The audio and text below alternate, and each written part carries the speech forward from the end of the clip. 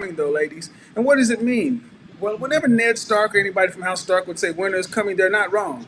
Because eventually, even if summer is over, winter's coming back. And even if it's just over, it's coming back. If you're in the middle of it, it's coming back. And trust me, when winter comes, you want to be prepared because bad things happen in the winter. Why am I saying winter is coming? Because, ladies, hot girl summer is about to be over, and like it or not, everything is coming to an end. For the last 2 years, we've lived under a global pandemic, recession, job slowdowns, unemployment, all things that people have been able to avoid because of long-term unemployment, rent moratoriums, but all that is over. After June 30th, the landlords aren't being mean, they want their money. And I want you guys to understand that there are people out there today, in particular, we're talking to the ladies, who have not paid rent since March of 2020. August, the schools open. That means all those kids go back. That means there is no reason for you not to go back to work. And what's going to happen is so many women are going to back to go back to their jobs that they haven't been at for the longest, and they're going to find out that they have been replaced. Winter is coming. Yeah, the Night King. Yeah, yeah, yeah, yeah, yeah, yeah, yeah, yeah, yeah, yeah, yeah, yeah, yeah. The Night King. The Night King is the leader of the White Walkers. And it's an imminent threat. You can't kill these things because you can't kill them. They're difficult, they're almost impossible to kill. But why is this important? Because just like in any zombie movie, it's not something that can be avoided. It's not something that can be avoided. It's something that is an imminent threat, going to happen no matter what and no matter what you say about it, whether you like it, whether you don't like it, it's going to happen. So, just like the rest of us, what have you been doing for the last year to prepare for winter? Have you been stocking your money? What have you been doing? And the reality is, many people gotta admit, particular women, they gotta admit they've been doing nothing. They haven't saved any of that money. They've just been doing what they're doing because in our country, in the West, women have always been bailed out. Guess what? There's not enough money to bail anybody out anymore. Anyway, as we move forward, he said he's been trying to tell folks that this global recession is about to happen. And what's about to happen has never been happened before because we have had people who haven't had a job, who haven't had work for over a year and a half, haven't paid rent for over a year and a half. And they're going to go back and find out that they've been automated. They've been downsized. Companies haven't lost a lot of money. And in September of 2020, we had something called a she session where we lost 880,000 jobs that are female. I'm going to have lots of data this week because you guys have been living in a fantasy land. You think that it's not going to happen. You think there's going to be some kind of bailout. There's going to be something else. There's going to be nothing. People right now are being put on the streets. In Dallas-Fort Worth, the constables are moving people out, putting their stuff on the front yard. You want to know what's coming, ladies? They're decriminalizing the oldest profession in the book. In New York City right now, the governor, the mayor said we're not going after people who are loitering in the streets. So, like it or not, some parts of Manhattan, some parts of the five boroughs have been turned into right there in the streets. Go to World Star, you'll see the video yourself. Broad daylight, transactions happening on a stoplight. Guess what? That's New York. Guess where else it's about to come? California. States across the country, because why? There's not enough money to give to people. And if you're a woman and you have a regular job, you know, let's just look at it. If you were not an essential worker during the pandemic, you are at risk. I was in Neiman Marcus the day they shut the world down, and I had never seen panic like that before. in all those women's eyes, because many of them have been with that company for 10, 20, 10, 5, 10, 20, 5, 10, 15, 20 years. All they had done is retail. Neiman Marcus is on the verge of bankruptcy, and the only thing that saved Neiman Marcus was the pandemic. Those women over there know they are coming back. And when the world stops again, many of these 40-year-old women are not going to have a job to go to and have no skills in the environment. Ladies, winter is coming. I mean, I said survival. Key, key word. I'm telling y'all. Survival is important because for all the women out there, especially Black women, we've had to struggle a lot. A lot of Black women have had to struggle with Black people in general throughout history.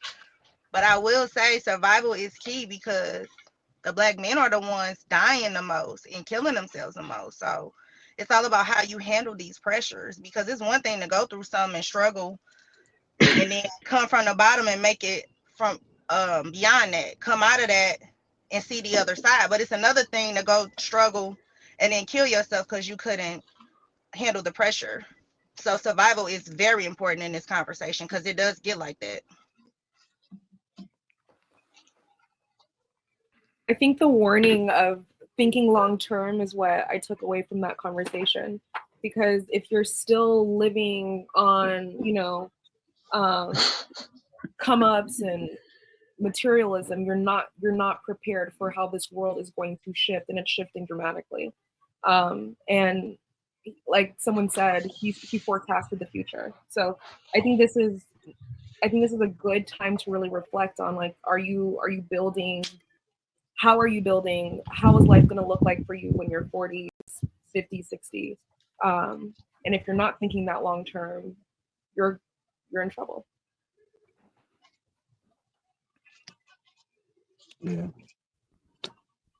I think some folks are in trouble, man. Sometimes I just be sit back observing a lot, man. And I personally know some people, they would never admit it. They would never admit it. And they don't even want to hear anything about a husband, a building, or anything like that. But I think they would have been better off marrying. That would have saved them a lot of headache, a lot of time, a lot of frustration because they are scrambling, trying to figure this thing out called life. They're, the beauty can only take you so far. And there's always a man that will entertain you. But the reason as to why he will be entertaining you, I think that's the part that will be in question. And you typically will find out the hard way. Yeah, there's men that will trick on you, but there's not a lot of men that will invest in you. That's actually going to care about Ooh, you. When people ooh. start falling off, when family members and the world becomes real cold and bitter, and you don't have that support system, when it starts to diminish, then that's when you're sitting alone. And when you look back, you don't have anything to really feed your soul at that point. You don't have the skills.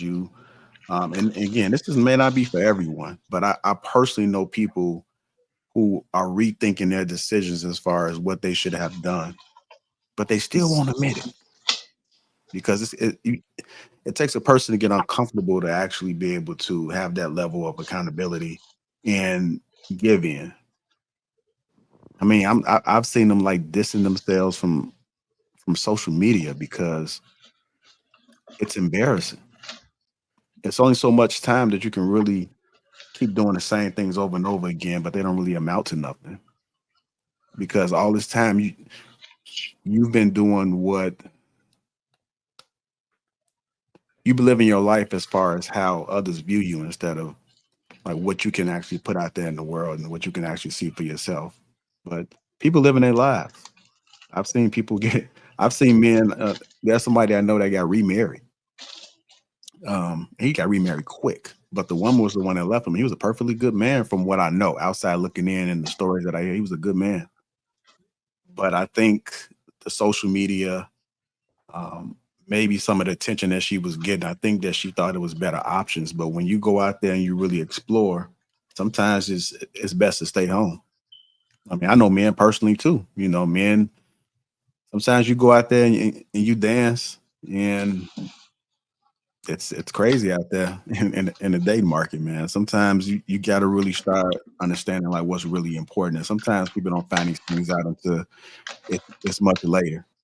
But that's the reason why these conversations are important, because we are able to highlight some things, and maybe some might touch you differently. And maybe you went to church and it didn't hit you.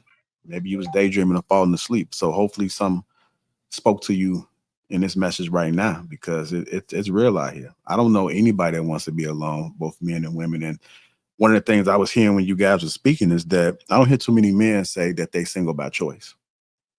I usually hear women say that they single by choice. And the reason why I think they say that is because I don't think it's true. I think, and the reason why I know it's not true is because typically the people that have said that they tried relationships, they tried marriage, they have children.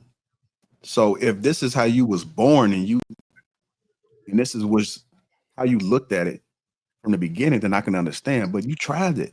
It didn't work out the way you wanted to, or maybe you were looking for something else or looking for more, or maybe somebody was whispering sweet nothing in your ear. I don't know what it is, but you the only reason why you're saying it is because you have no choice but to say that, because you have nothing to show. You wasted all this damn time and you arrived here. When you arrived there, you was alone. So that's just my take, man. That's just some of the things that I'm observing, man. It's real out here. I hope people really understand like what it means. And I know a nurse, and she told me, you know, when she be in Hopkins, even the criminals that created that done some crazy things, killed, murdered, they don't want to die alone. That's why the nurses be by their bedside. Nobody, I think, truly desires to be alone. I think people really want companionship. I just think that they just missed the bus. And time is so important. I think we talked about that earlier too, how important time is. Some people value time more than they value money. You know, money is a tool, but you can't get back that time. Just imagine you sitting when it's cold. You don't even know how to live in a house with somebody and be around somebody because you've just been so stuck in your ways. But it's still lonely, and it's still hard for you to admit that I'm not happy, that I should have did something differently. Right. You can still do it, but it's like they ain't gonna listen to you.